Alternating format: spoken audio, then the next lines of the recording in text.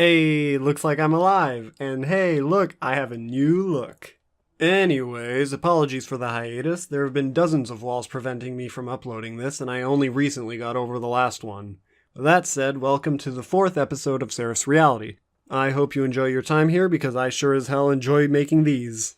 Now, do you guys remember the year 2002? The Salt Lake Olympics were on, Sam Raimi's Spider-Man was the highest grossing film of that year, North Korea admitted to developing nuclear weapons in defiance of a treaty, and a certain masterpiece of a video game came out that year. Super Mario Sunshine! Woohoo! Oh yeah, and Kingdom Hearts drop.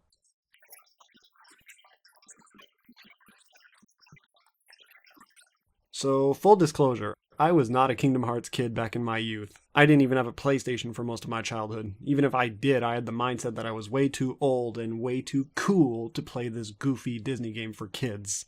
So when it came time to visit my cousins, I played God of War because I thought that's what the cool kids did. Over a decade went by, and for all of it, I never once touched Kingdom Hearts. The closest thing I got to doing so was talking about it somewhat curiously with my friends who happened to be fans of the series. That is, until one day in early summer of 2018, I woke up, called up my friend, and said, "Yo, I want to get into Kingdom Hearts. Where do I start?" As per his advice, I watched Kingdom Hearts 1, Chain of Memories, and 358 over 2 days on the YouTubes, and by the end of 358 over 2 days, I already knew who my favorite character was. Roxas. And this is the part where I say spoilers, spoilers, spoilers. If you know nothing about Kingdom Hearts, either A, close this video and go on with your life, or B, dive into the KH pool by doing exactly what I did. I myself hope you jump in, I swear. The water's warm. Anyways, why do I like Roxas so much? Well, the same reasons a lot of people do. He's a tragic figure, and people, myself included, love a tragic figure. Now, what is a tragic figure? Let's look at old Mr. Aristotle for an answer. In his work examining literary theory, Poetics, Aristotle describes what is identified as a tragic hero, or rather what he identified as such. He gives the term multiple characteristics to help identify exactly what it is. The first is a major flaw or error of judgment. Aristotle called this the hamartia.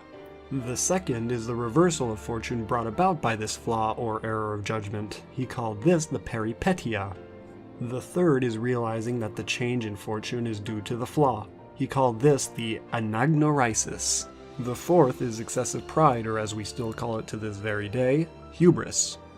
The fifth and final characteristic is that the character's fate must be greater, or rather, more damning than they deserve. There are other common traits, but we'll just focus on these 5 for the time being. Now let's look at Roxas. In the first Kingdom Hearts, Sora stabbed himself with the Keyblade of people's hearts, resulting in him turning into a Heartless. As per Kingdom Hearts lore, this means that his nobody was born, and hey look, that's exactly what happened. In front of the gates of Twilight Town's mansion, Roxas was born, unbeknownst to him the reason for said birth. The hooded Zenmus then tells him, quote, You feel nothing. Nothing is real. I can give you purpose.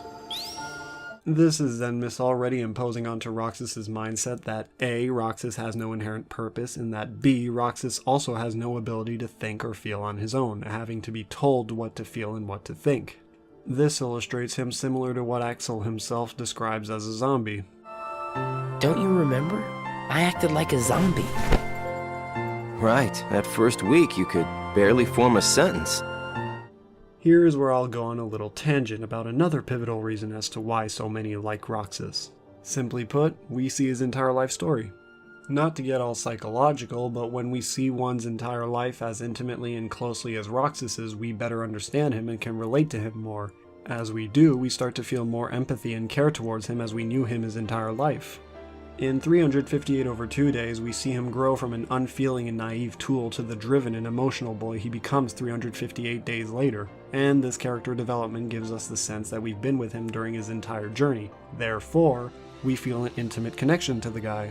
Now, going back to the tragic hero motif, I would call his lack of purpose and identity what constitutes as his hamartia.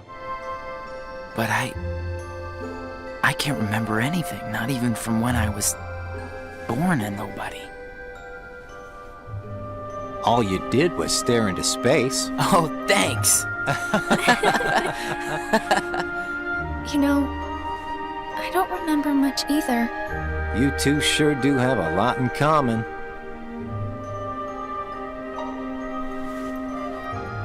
I wonder what kind of guy I was before.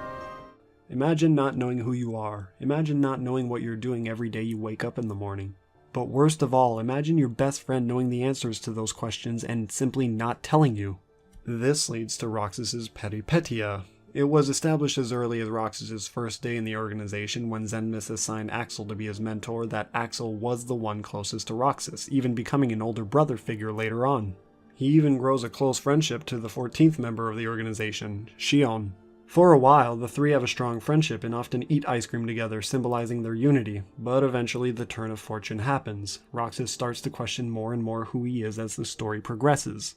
But due to Roxas's nature as Sora's nobody and Zenmis fearing that he might go looking for Sora and thus get captured by Diz and Riku, Roxas couldn't be told who he is. The Parry Petia hits its peak when Roxas finally lets it all out in front of Axel and Axel simply gives him no answers. Me and Shion are connected to each other through Sora. I don't even know a Sora. Am I a puppet like Shion? You're different from Shion.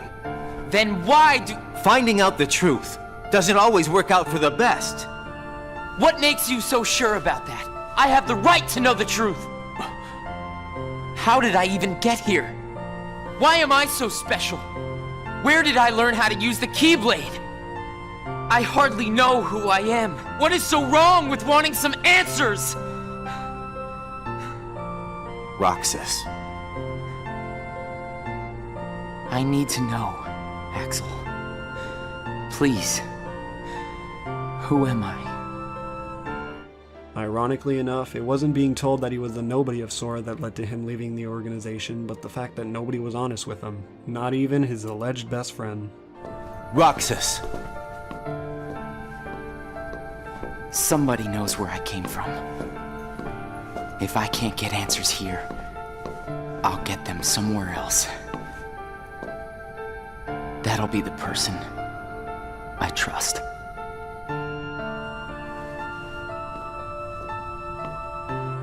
Then comes the Anagnorisis. After he leaves the organization and he reluctantly defeats Shion in combat, he recognized the change in fortune and began desiring to go back to the days where the three of them spent time together. Driven by vengeance for his friend, he somehow convinced himself that fulfilling her final wish and freeing the hearts inside Kingdom Hearts will bring things back to the way they were, when really, that doesn't make any sense at all. Even Riku points this out. If you try and make contact with Kingdom Hearts, the last thing you'll get is your life back. The organization will destroy you. Enough! Although Roxas doesn't check the hubris box, he definitely checks the final characteristic, being doomed to suffer a fate he doesn't deserve. After being captured by Riku and Diz, he was forced into a simulation with his mind played with, and then he had to go back inside Sora, giving up everything that makes up his individual identity. Despite everything he tried in an attempt to forge a solid identity, he was doomed to go back to Sora from the very beginning. Sora.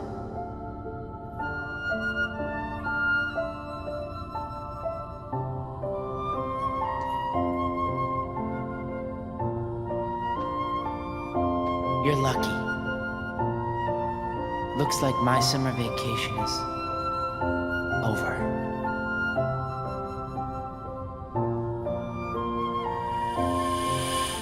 And even when he becomes a part of Sora, he isn't so willing to give up everything he's done just yet. In Kingdom Hearts 2 Final Mix, we fight Roxas as Sora, and he puts up one hell of a fight. I love how difficult this fight is because it perfectly depicts how hard Roxas will fight to keep what little individualism he still has left. But eventually, and inevitably, Sora does win and Roxas finally decides to just let it all go and leave everything to Sora, saying to him, You make a good other. Breaks my heart every time. #Roxas did nothing wrong. From what has happened in the trailers of Kingdom Hearts 3, Roxas is definitely making a return. Roxas does exist.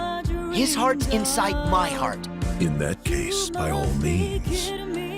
Nothing would please us more than Roxas's return, of course. And Roxas? Yes. For the virtual world to be completely realized, Ansem the Wise would have included Roxas's full data in the construction. Now, I'm definitely excited to see my favorite character coming back, but I'm simultaneously afraid that they may make it so he loses his status as the tragic hero.